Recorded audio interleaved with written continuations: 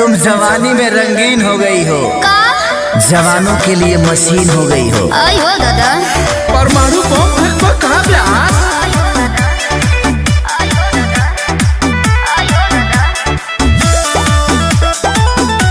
DJ Rohit Raj खनवा घाट Sitamarhi road.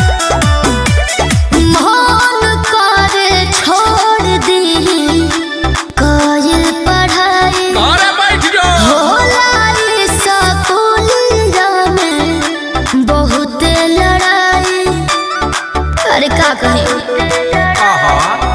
अरे मन करे छोड़ दी काजल पढ़ाई होला ये स्कूल में बहुत लड़ाई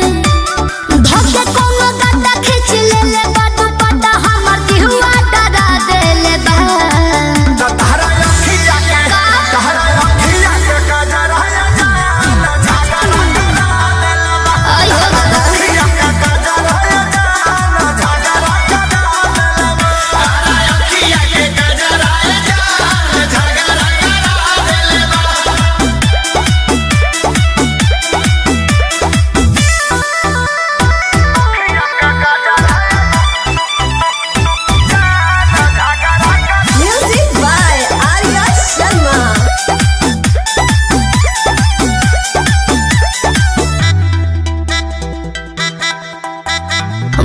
मारो पढ़ला के हमरा आगे बढ़ला के लागत बाबू बड़ी डहा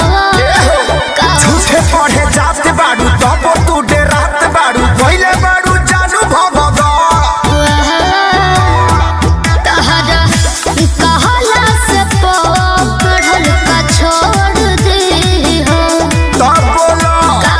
कवना के देह धके कोड़ दी हो तहर पागल बात मोती हमर होई दुर्गति बात निंदिया उड़ा देले बा तोहरा अखिया के गजरा है जा झगड़ा तोहरा अखिया के गजरा है जा झगड़ा अखिया के गजरा है जा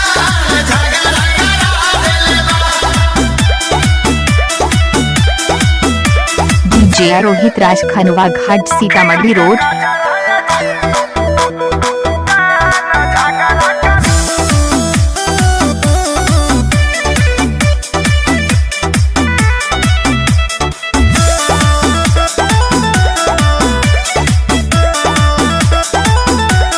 होठ के सपोर्ट खाती मारी होठ लाली हल्ला करे कानमा के बहाली अरे हो बोल कहिया ले झगड़ा के टाली रहिया चलत में लागेलू अमर पाली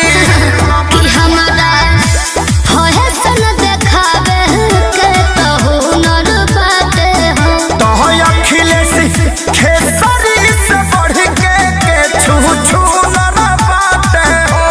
अच्छा मोनो भइल बता बाह सभे कहे बाह बाह वैसन रास्ता धरा देले बा तोहरा अखिया के जियो ब्यास तोहरा अखिया के गजरा जा होके दो अखिया के गजरा जा झगड़ा